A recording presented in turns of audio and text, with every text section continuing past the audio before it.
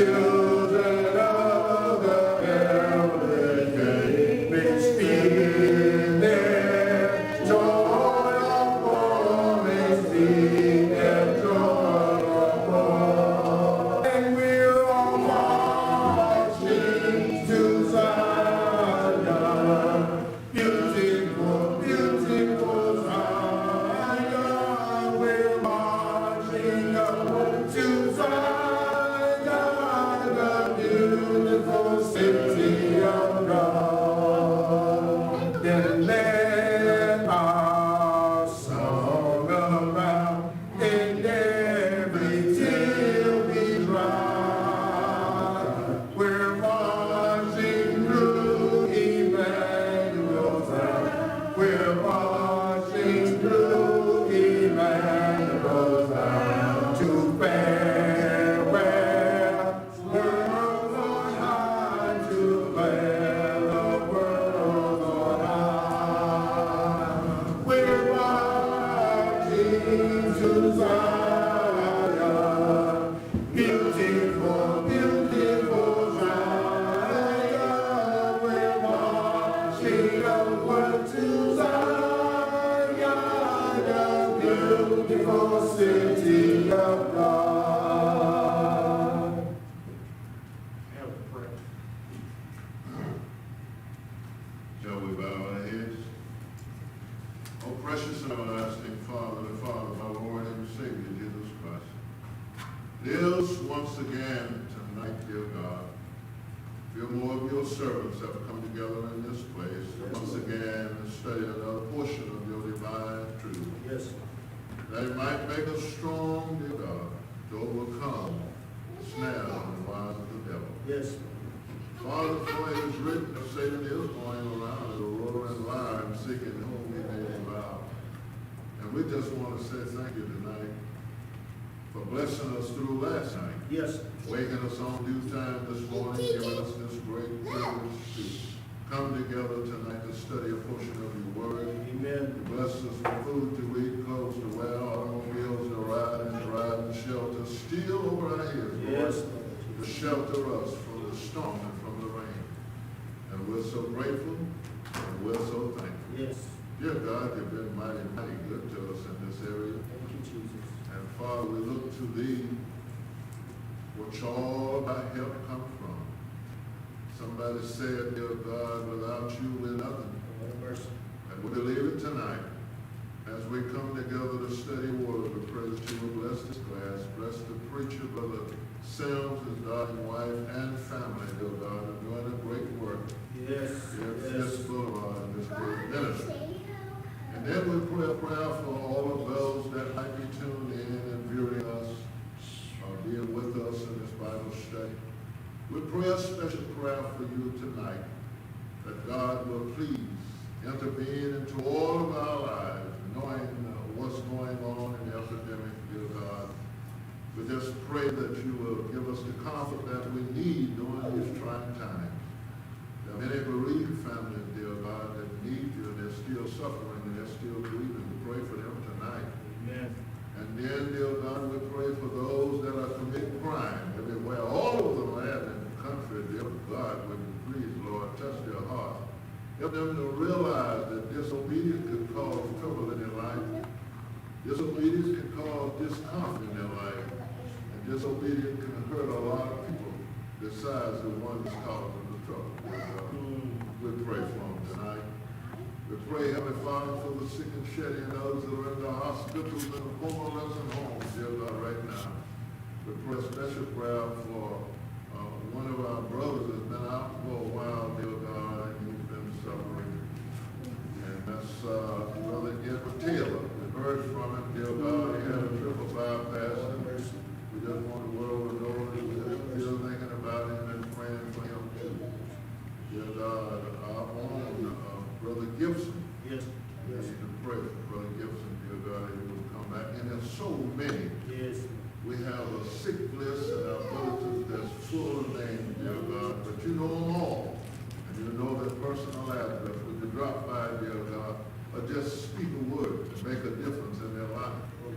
Father, we know we can depend on you. Ain't nothing too hard for God. Yes. Whatever's going on now, you know all about it, dear God. You know when you want to stop it. All you got to do is say, be still. And we know that instantly the miracle change people's lives all over this land and the country because you got the power to do that. Yes, Lord. Bless this Bible study tonight, dear God, and all those that will be hearing. Let us take our Bibles and read along, study along the Brother Sims tonight. Bless all these fellows in the name of Jesus we pray. Amen. Amen. Amen. Amen. Let us notice in our hymn books, hymn number 686. Oh, why not tonight? 686.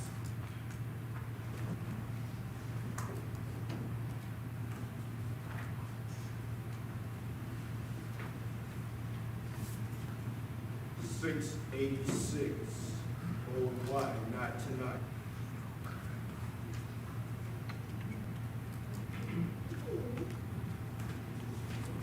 We all have it. Let's together sing. Oh, do not let the world depart and close our eyes against the light.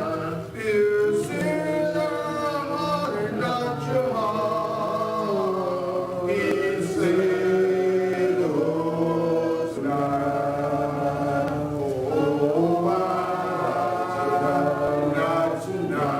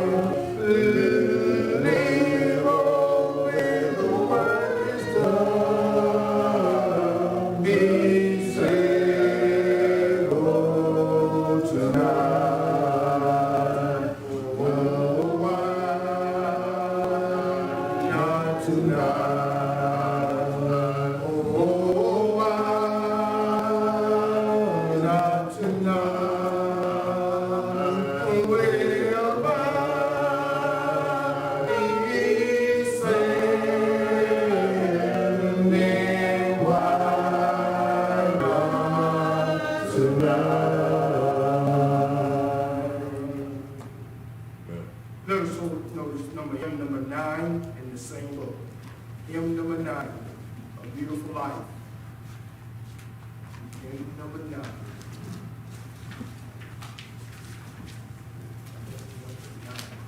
Beautiful Life.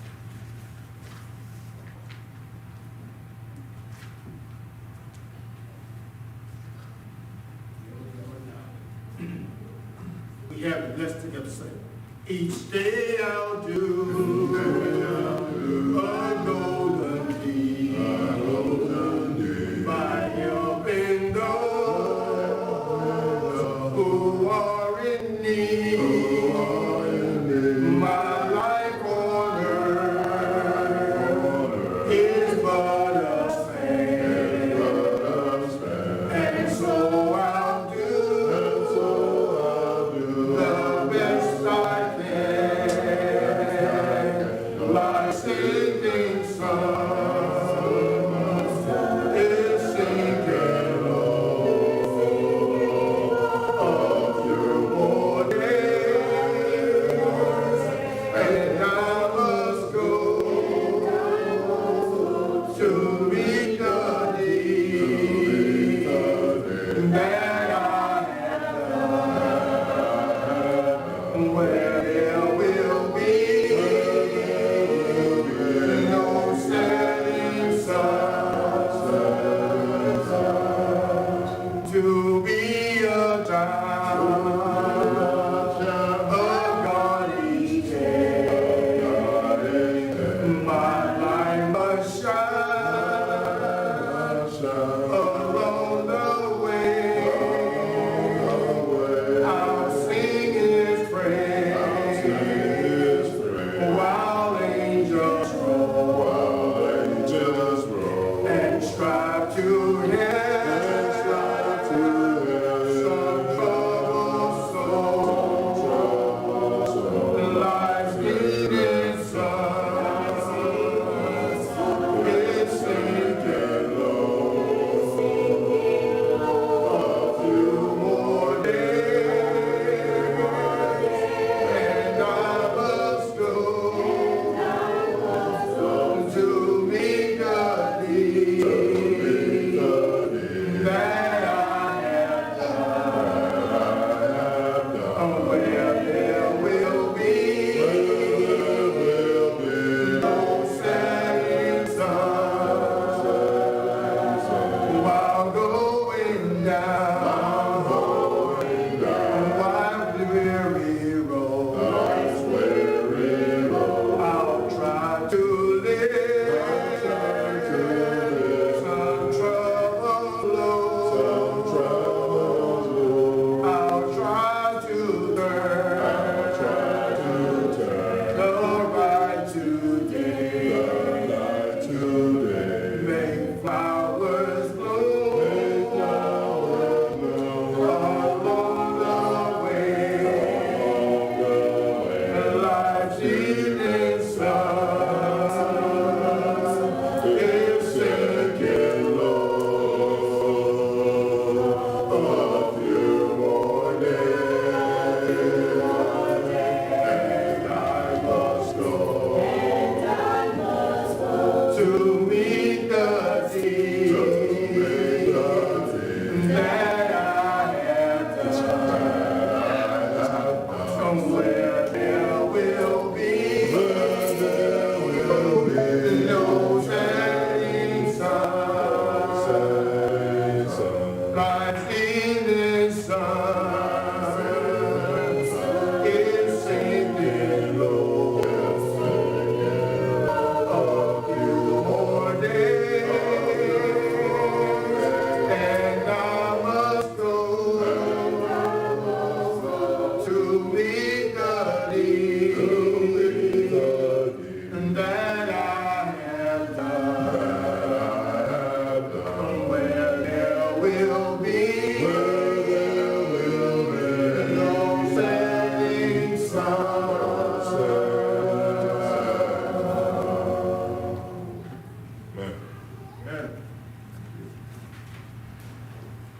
Good Tuesday. Thank you for being here on the night, for us to have this time together, that we might be able to give consideration to another portion of God's Word. Allow me, if you would, to preface and or explain why we will try and address things in the fashion that we will on this evening. Got word today that someone that I had known basically all of my life was taken by the virus on sometime between last night and early today. And it caused me to think in regards to where we are, and I'm just saying in terms of a society and or a people in general. And I thought that I would encourage us, as well as those that are with us by electronic means, be it Facebook Live and or by way of YouTube or the conference call. One of the challenges that I believe that we face in dealing with what we're dealing with just now is we're dealing with something that we've not dealt with before, at least to the best of my ability in the majority of the lifetimes of the persons that live in this day and age. And so how we do what we do, we're kind of chartering into, or going into uncharted waters, so to speak, if I might say it that way. One of the things that I want to try and encourage as best I can, one is patience. I absolutely want to encourage us to be careful in regards to how we'll do what we do. And it's going to take some time. It took us some time to get to where we are now. And whatever the new normal might be, and I absolutely believe that's an appropriate phrase, the normal that we've known will not be what it was. It will be something, I believe, different. I don't know how you can go through what we're going through and go back to the way things were before you would have had this experience. Now, I want to do something, and I pray, God, that we'll benefit from it on tonight. I would encourage you to meet us in Hebrews chapter 11, if you would. So we want to invite your attention there. We want to encourage those that are with us tonight, whether through Facebook Live, YouTube Live, and or the conference call line, that should you have questions or matters that you would like myself and Brother Felton, as we facilitate on this evening, if you would like us to respond to that, we want to encourage you to type your questions and or your comments in the spaces appropriately below, as we have a technical staff that is watching what you post and those kinds of things, and we'll, as best we can, respond in an appropriate fashion as possible. Now I want to launch from Hebrews chapter 11. Hebrews chapter 11, and really I'm looking at verse number 8 through about verse number 10. In that place the Bible says, by faith Abraham, when he was called to go out into a place which he should have to receive for an inheritance, obeyed. And he went out, not knowing whither he went. By faith he sojourned in the land of promise, as in a strange country, dwelling in tabernacles with Isaac and Jacob, the heirs with him of the same promise. For he looked for a city which had foundations, whose builder and maker is God. I want to suggest for our mutual consideration on this evening the subject matter quite simply, by faith. By faith. Listen, if you understand or have an inkling in regards to where we'll go with this on tonight, I'm suggesting absolutely yes, that whatever we do and how we move is going to have to be done by faith. We're going to have to move with the confidence and a belief in God that the Lord will at the time that he chooses. We're going to have to do what we do, not based on what we simply choose to do, but I believe what we, as best we can, understand that God will have us to do, even in the midst of the changes and the challenges that we have found ourselves faced with. Now, I want to suggest some things by way of three subtopical considerations. One, going to suggest that faith puts us in a position to overcome the world. We're going to have to be strong in that in order to realize, and I think we'll try and suggest to you from a biblical perspective why we say that. Two, faith starts with each of us. Individually, you're going to have what you have in terms of your faith, your belief, your confidence, and where you are in terms of how you've come to be what you are in Christ Jesus. And the reason why I know that that has value, but I want to express it in such a way, preferably that it makes sense, is because we are so diverse from one person to the next person. We're not all going to handle this thing the same. And I think you can see that translating over in terms of the virus challenge we face and how we're dealing with that. I think you can see some diversity in terms of how we're dealing with the matters of the challenges we face regarding the unfair treatment of certain ethnicities. I think you can see that even in the Lord's church in regards to how people are responding to what we're being exposed to. Because the truth of the matter is, we are very diverse. We are not all at the same place in terms of our faith. We have not all arrived at the same point in regards to our understanding and levels of understanding. How we've been exposed, what we can deal with, and all of those things are so different that I think you're going to see and will continue to see some differences in terms of how we respond to any number of things. And prayerfully, we'll say some things tonight that make sense, that undergird and support what we're trying to get you to see and understand. And then finally, I want to suggest that faith genuine is obedient. Listen, a genuine faith is going to be obedient. A genuine faith is going to do and be motivated in terms of what God has asked and or told those that are his specifically. And we'll try and show you why we arrive at that conclusion as we have opportunity for tonight.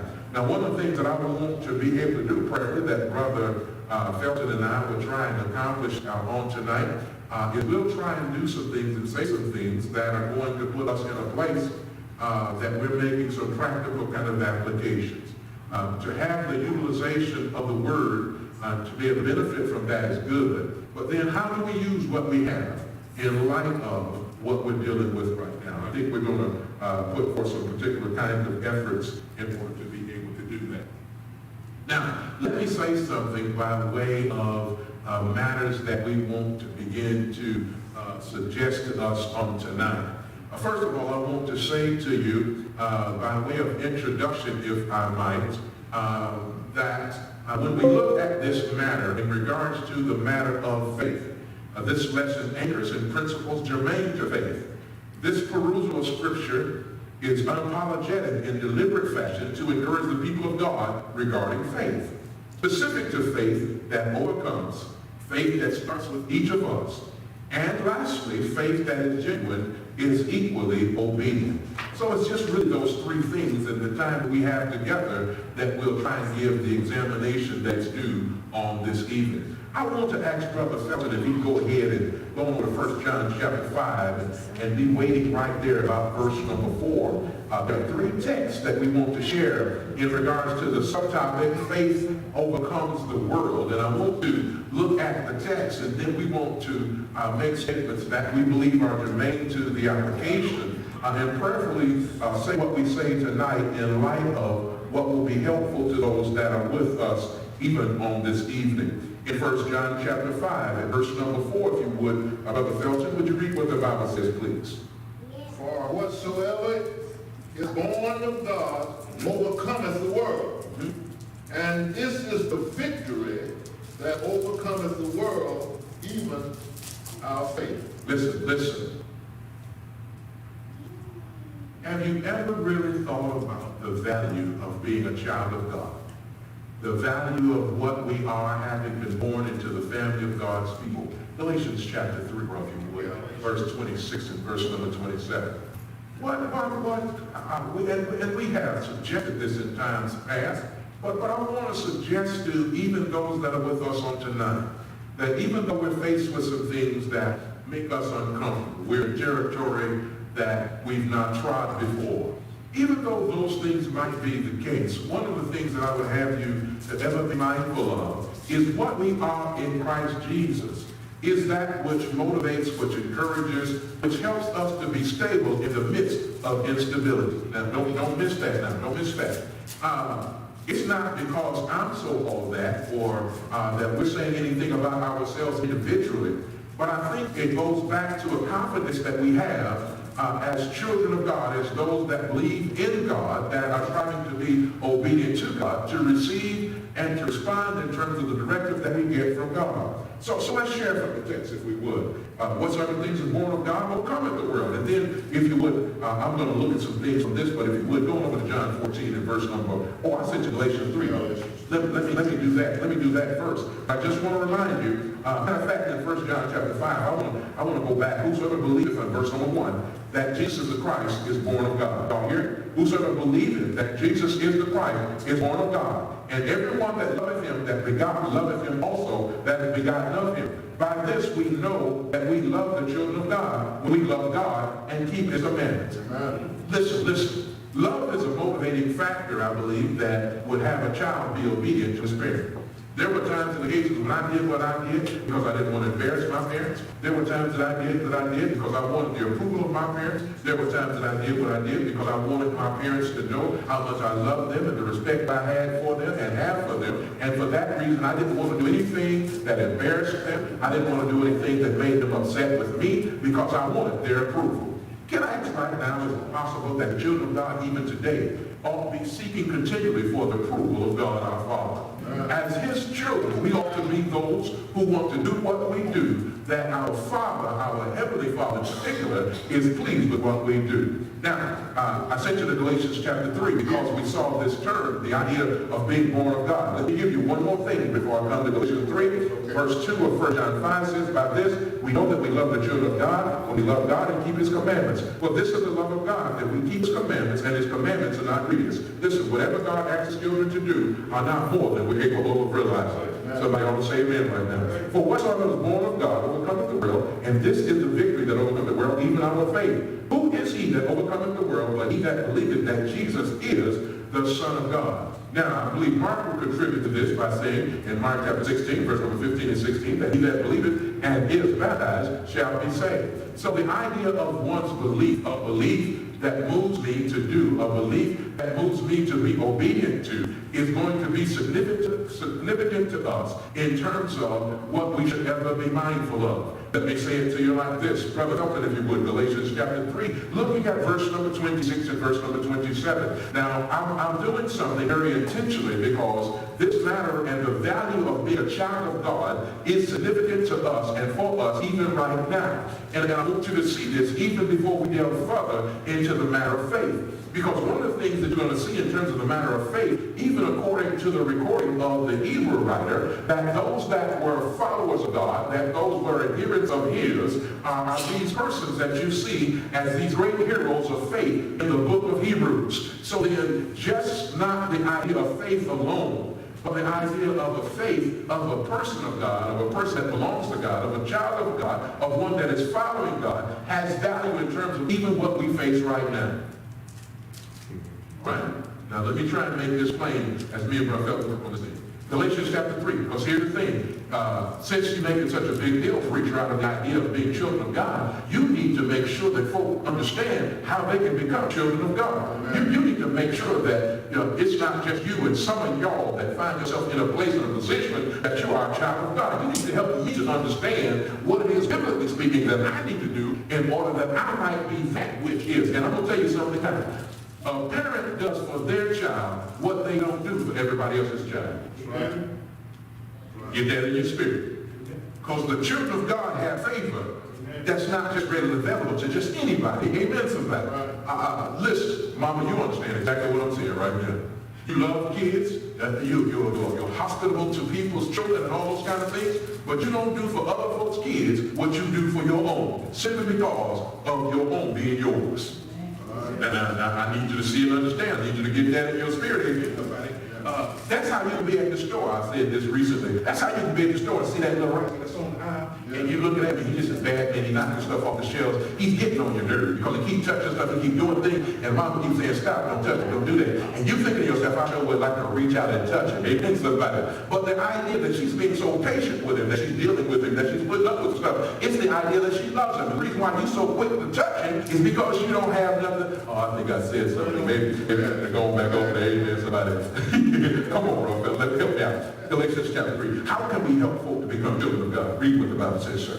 Ye are all the children of God by faith in Christ Jesus. All right, now hold it down. That's in agreement with what Mark says. Mark chapter 16, verse 15 and 16. He that watcheth believeth. So belief is going to be necessary in order to start on the path to becoming what you want to be in terms of a child of God. But you're going to have faith in Jesus. You're going to have to have faith in God. Hebrews chapter 11, verse 26 says, but without faith, it's impossible to please God. For he that knoweth God must believe that he is, and that he's reward them that diligently. You're going to have to believe. Now, one of the things I want you to see and understand, watch what he says. Come on, right above Galatians chapter 3, right there, verse number 26. He reads it. For as many of you as have been baptized into Christ, Yes, sir. have put on Christ. So by putting on Christ in baptism, we become children of God. Verse 27, if you would, please. That was 27. Back up to verse number 26. Let me catch something. Maybe I'm just... For ye are all the children of God by faith All right. in Christ.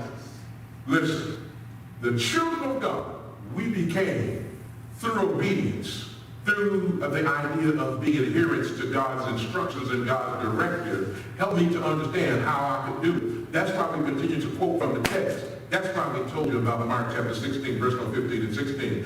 1 Peter chapter 3, if you would, Brother Felton, I want you to understand, I need you to be mindful of the idea that the children of God are saved, amen, somebody. And this is significant in and of itself in terms of the matter of salvation. I don't want you to see and understand and just think that we're just Christians, just to be Christians, Acts chapter 11 and verse number 26. But I want you to see the benefit of being a Christian. These matters that will suggest to those that will be adherents to this word tonight will have value, but the value really is anchored in the idea if you do what God is asking. All right, brother, go ahead, read.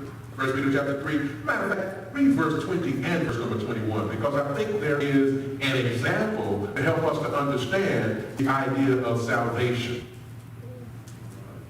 20? Yes, sir. Verse 20 and 21. Yes, sir. Which sometime were disobedient, Yes, sir.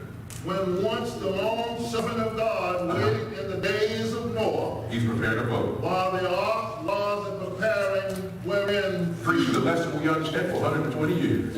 wherein few, that is 8 Out of 120 years of saved by preaching the water. same sermon, only 8 people were adherents, and those were all his family. Amen. But I want you to know that they were saved. Now, how were they saved? They were saved by water because those that got on the boat, amen, somebody. Although the water was going to take the lives of those who were disobedient, it was going to be the means by which some would be saved if they were in the boat. Amen. And every now and again, I like to tell folks to stay on the boat, but that's a whole other lesson altogether. But go ahead and read. Verse 21. Yes, sir. Yes, sir. Yes, The sir. like figure whereunto Okay, see how he says the like figure? So what he's relating is the idea, just like you saw this in what Noah did with that ark, and the folk that got on that boat, 8 folk were saved by water. That's what baptism. Read what the Bible says, so they don't miss it. 21. Yes, sir. The like figure whereunto Yeah. even baptism doth also now save us. Now, for the sake of time, I just want you to see and understand. Make note of the text. Check behind the study to see if it's not subtle. If you have questions, if you have concerns, if we said it in such a way, moving so quickly, or we've not taken the time to do it right, contact us and we'll do all that we can to better understand should you have questions in regard to the same. All I want you to do is see and be mindful right now of the idea of faith. And faith overcomes the world. And we saw the benefit of belief in God. 1 John chapter 5, really verse number 1 to about verse number 5. John 14, let's go over there just now so we can get it back. Yeah, John 14, John chapter 14. And when you get to John chapter 14, here's the Lord Jesus. He's preparing for the idea of, he knows he's about to be separated from the disciples, the apostles. He knows that his life is drawing to its conclusion, and he's trying to prepare them for his absence. What does the Bible say, sir? At verse number 1, please. Let not your heart be troubled. Read, sir.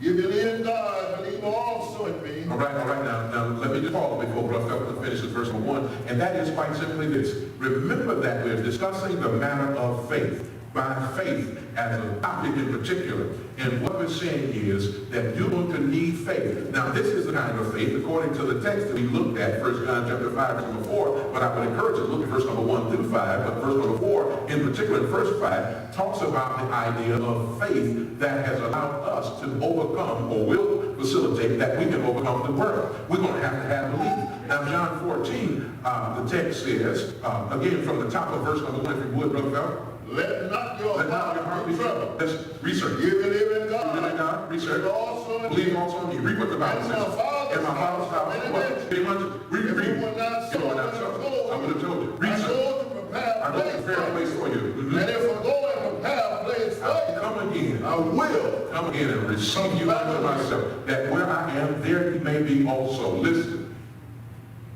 let me say it like this. Man, if you don't get, if it's rough here, if it's not what you would expect it in the time that we live now, if you don't have it on this side, there's another side. And the thing that I see and understand about that is that time is a time that initiates at a point of death to a time that has no end. The psalmist talks about the idea of 80 years and 10. We understand that to be 70 years.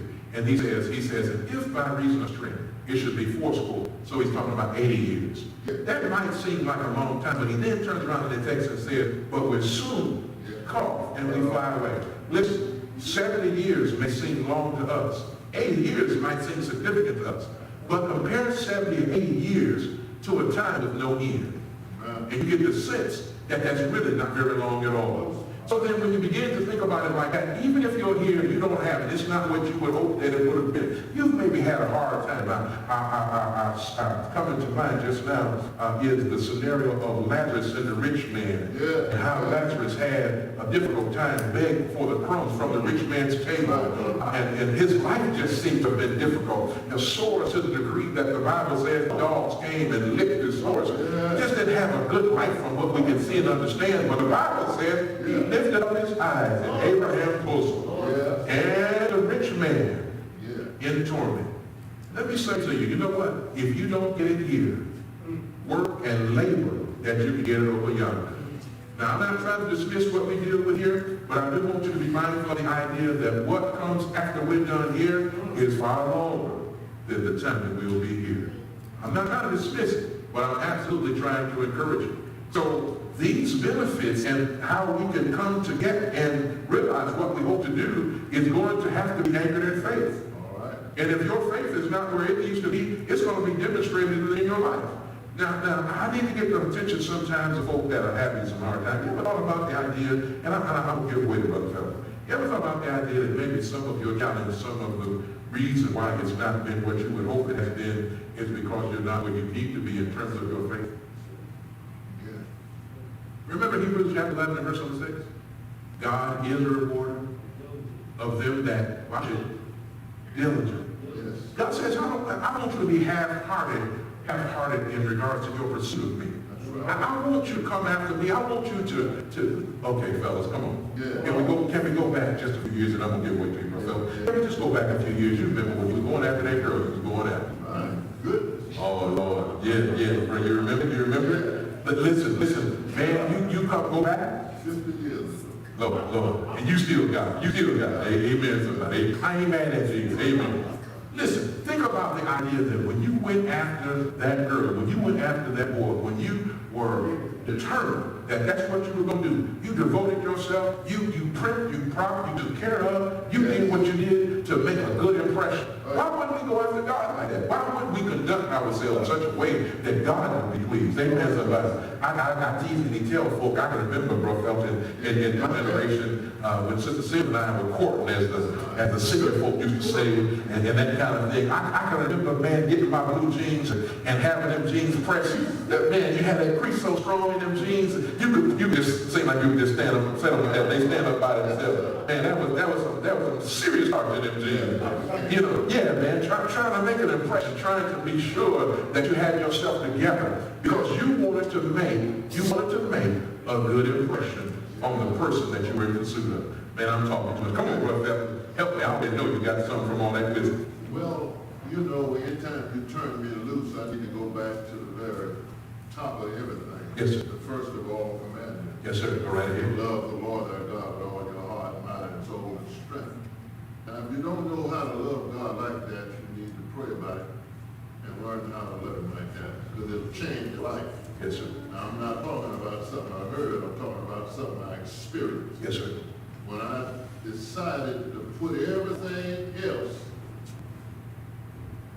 aside and I seek the Lord with all my heart, mind, soul, and strength, my world changed. And my life saw it change because it made a difference for her too. Absolutely. When it changed for me. Absolutely. You know what I'm saying? Absolutely. Absolutely. And what I can't understand for the life of me, and that is, you can love just about everything that you see and want, but you ain't loving the one that's the source of life and living for you. God can provide anything you want, so why not go ahead on and focus on God first? Yes, sir. And once He knows that you put them first, you don't have to worry about nothing at all. And then one thing I need to say before I quit, and that is the pandemic that's going on right now. They are talking about how many people died, how many gonna die, and a lot of them is gonna die out of Christ. That's why we're here tonight. Absolutely.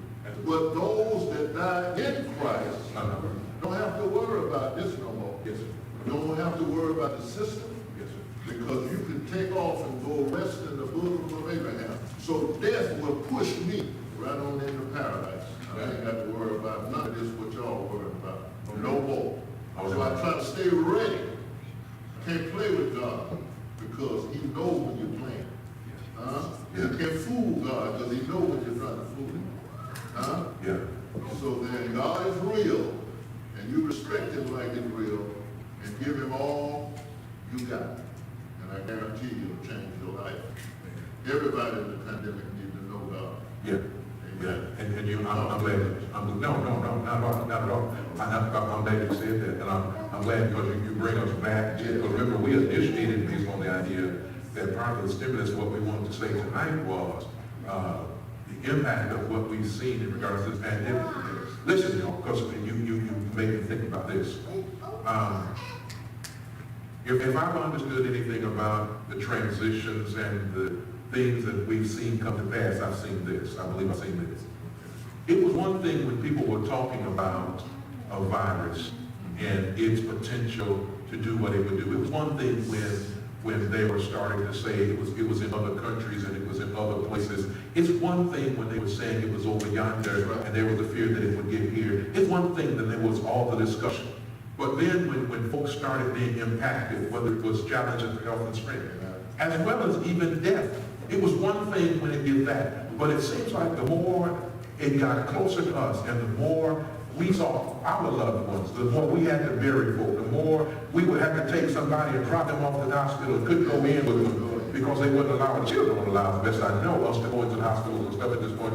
Then I think it took on a different face. So part of my motivating factor tonight is the closer that thing gets in terms of not only just the statistics in terms of the idea somebody's died from it, but then when it's somebody that you know, when it's somebody that you've known all of your life, when it's somebody that you're familiar with, as best you can know from all the times you've had a sense of consciousness in regards to recording history and things like that, then it did something different. And then one of the things that again motivated me to do this on time with, and you and I facilitated this was, I don't want us to get lax in what's going on and it cause us to lose. All right. I believe that people that have been confined, that are people that have been stuck, that are people that feel like, you know what, I can't come, I can't go, can easily get to a place. You know what, I'm just going, I gotta get out of the house, I gotta get out of here, I gotta do this, I gotta do that. Now listen, you're gonna have to make decisions that you believe is best for you and yours, I understand that. But what I'm trying to encourage is, don't do things that put yourself at risk. That's why I'm saying I believe that this faith matter. And I'm glad you put another spin on that, and that's this. And spin is not the best, but another angle.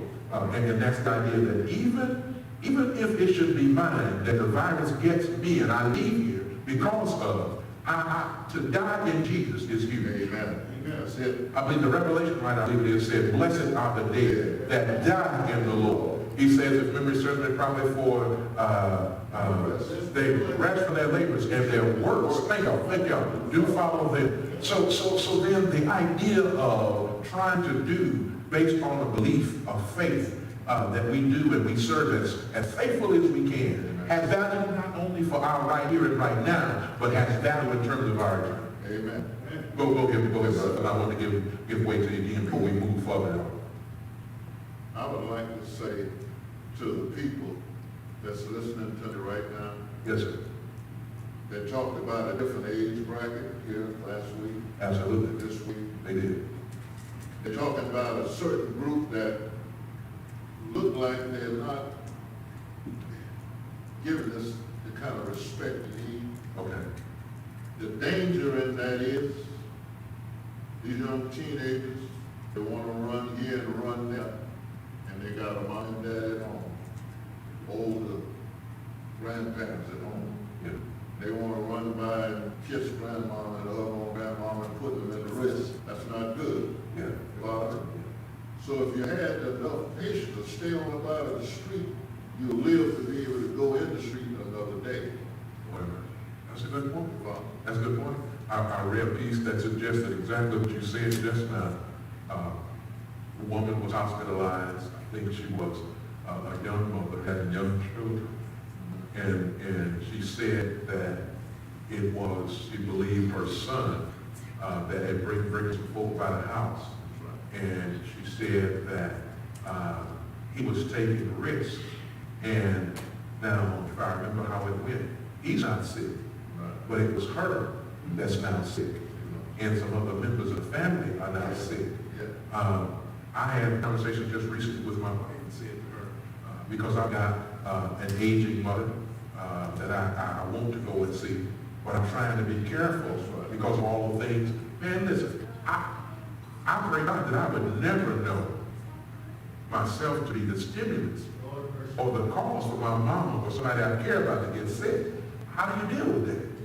You know, that's a difficulty, and I don't think nobody wants to be put in that position. And so listen, because I'm coming back to this matter of faith. This belief that we're talking about in terms of God, I'm confident that he will. I'm confident that God can. I don't know when he's going to choose to do whatever he chooses to do. I know God can speak a word and the matter stops. I know God can cause it to cease to be ever again. I just don't know when he's going to do that. And the thing of it is, my belief in it is rooted to the degree that I'm going to trust him. Listen, I think Job said it. I'm going to wait on the Lord until my change comes. I think Job said, didn't Job say that though he slay me? Man, that's powerful. What kind of belief is that? The belief that the one that is the cause for your condition, although he's caused the condition, you still going to trust him anyway. Man, that's wrong.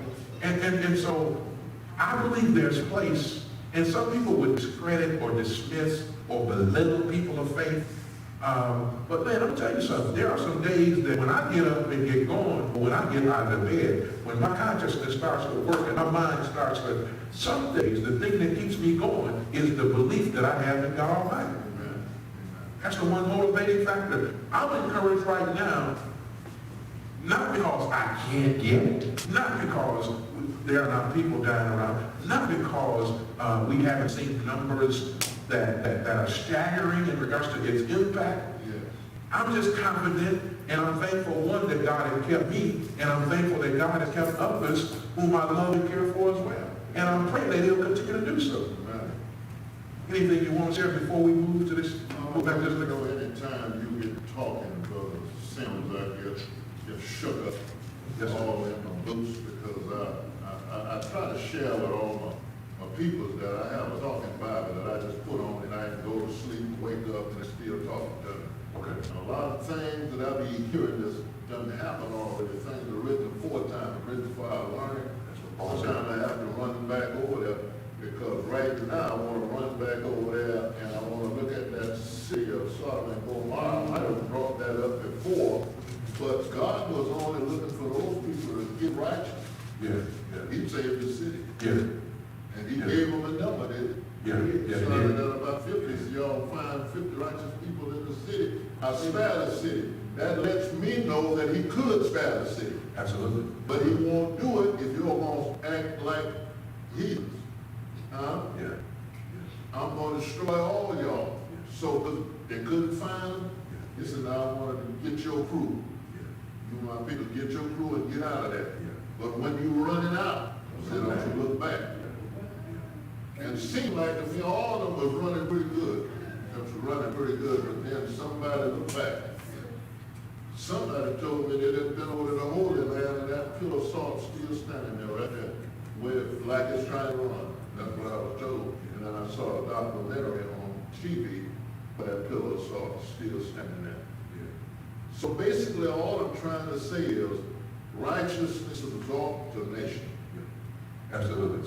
Sin is a reproach. Someone said it. Absolutely. See what I'm saying? Absolutely. Absolutely. If we could encourage people of God to stay the course, we would say this.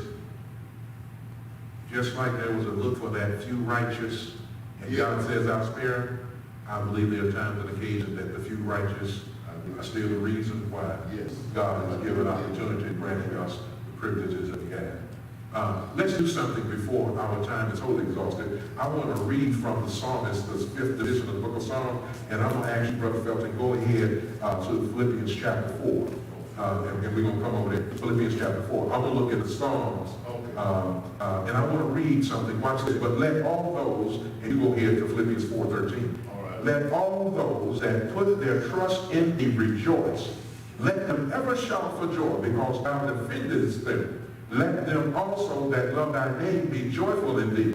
For thou, Lord, will bless the righteous. Y'all hear that? That's along the lines of what we were just saying, brother. Yeah. With favor will thou compass him as with a shield. Now, in case you wanted that more simplified, the American Standard Version says this. Let all those that take refuge in thee rejoice.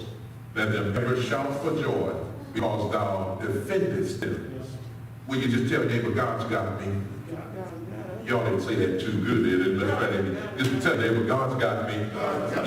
Yeah. Watch this. He said, let them ever shout for joy, because thou defendest them. Let them also that love thy name be joyful in thee. For thou wilt bless, it is, the righteous, O Jehovah. Thou wilt compass him with favor as with a shield. Ooh.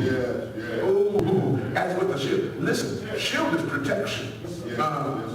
Those who have the favor of God have a shield that is unknown to those that cheat not to believe in the God that we're talking about even right now. Maybe Philippians chapter 4 before our time get away. Right there, verse number 13. Because remember, not only are you looking at the idea that faith overcomes the world, but faith starts with each of us.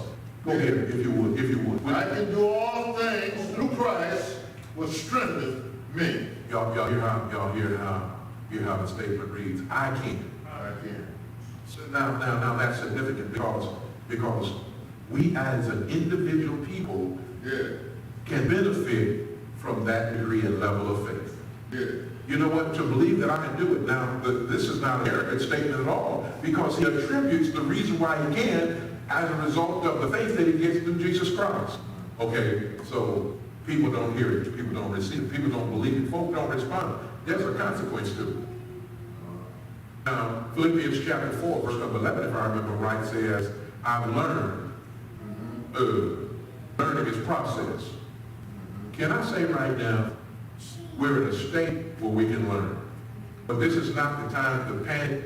This is not the time to make unwise decisions. This is not the time to step outside of the protection and provision of God. Because what God does for us now, we show enough need if we've ever needed before. So this ain't the time to decide to go your own way. This ain't the time to do things the way you choose to do it. This ain't the time to be rebellious against God. Him that is our shield, our protector, him that is our sustainer, and that can keep us through all of this. Now, in verse number 11, I've learned in whatsoever state I find myself, Paul says, therewith to be content. Paul said, I know how to be a mason. I know how to, listen, I know what it's like when I have need, but I know what it's like when I got some excess too. Now think about it. How many of us make decisions based on the idea that you don't have everything you want, or it's not the way you would like for it to be?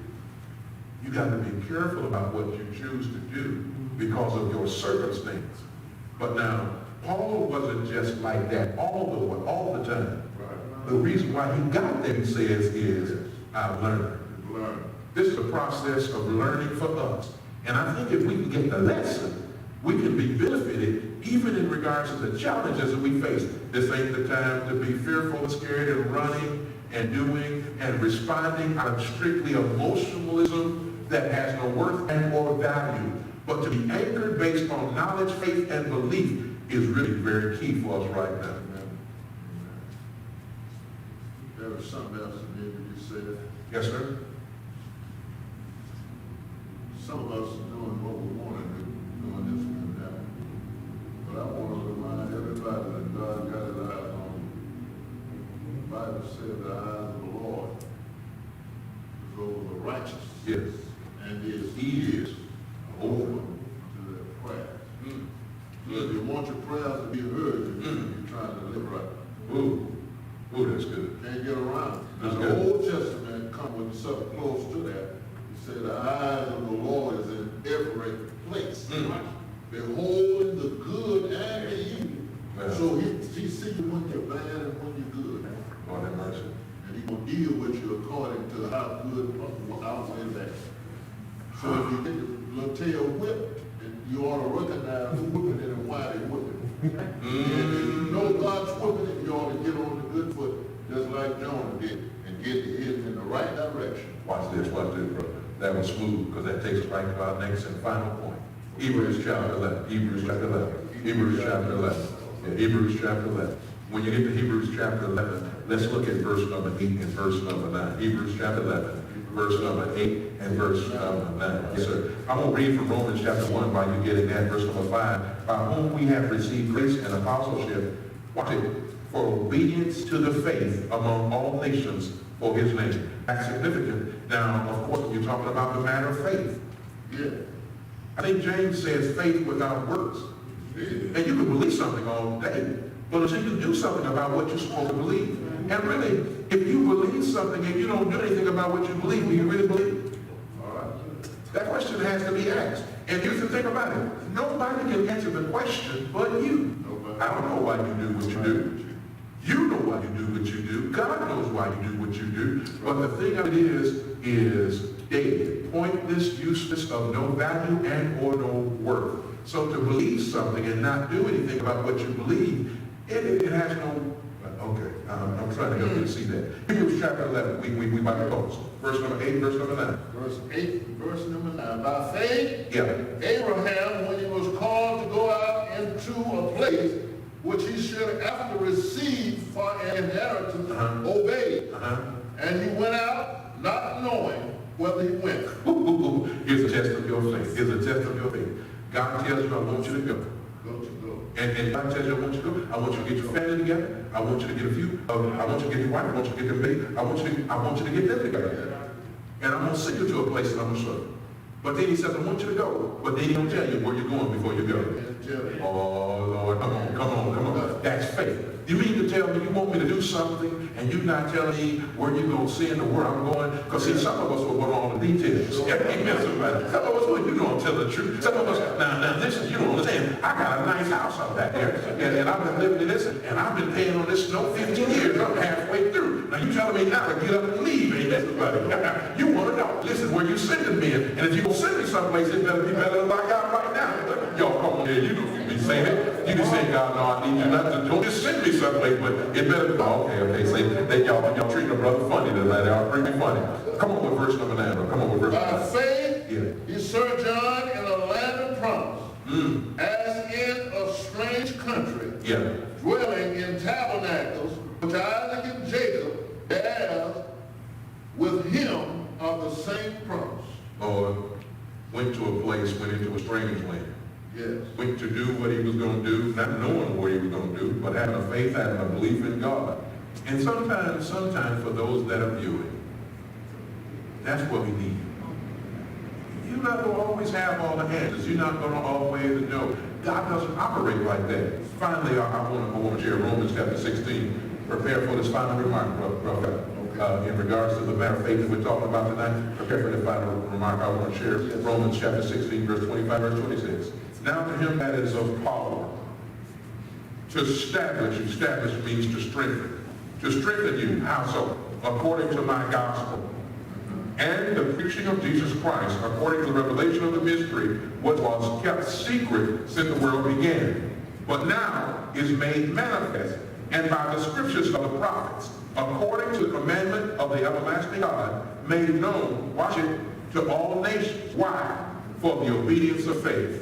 Listen, of faith that is obedient, of faith that, the idea that one believes, and based on said belief, is then obedient to, has all of the worth that we hope to realize. And pray God that this word makes sense to those that are hearing and receiving this even on tonight. As we close, Brother Felton, what might be your final thought and ability to those that have been with us this evening? The final thought is, no matter where you are right now, you might know you haven't been doing the right thing. You got a chance to get it right tonight. Absolutely. Don't let the chance slip by you, because this is what we're dealing with. We're not fighting in flesh and blood. It's invisible, and it might be sitting right next to you right now, and you don't even know it. So you might as well get right, and if the Lord do call you, at least you're going to get you some rest for the general resurrection. And when you rise in the Lord. If you die in the Lord. Yeah. Jesus said, if you die in your sin, where I am, you can't come here. Man. You got to get yonder. You can't come here.